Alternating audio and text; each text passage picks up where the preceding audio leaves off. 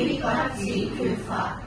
他使我躺卧在青草地上，領我在可安歇的水邊。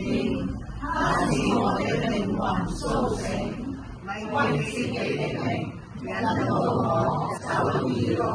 我雖行過死蔭的幽谷，也不怕遭害，因為你與我同在。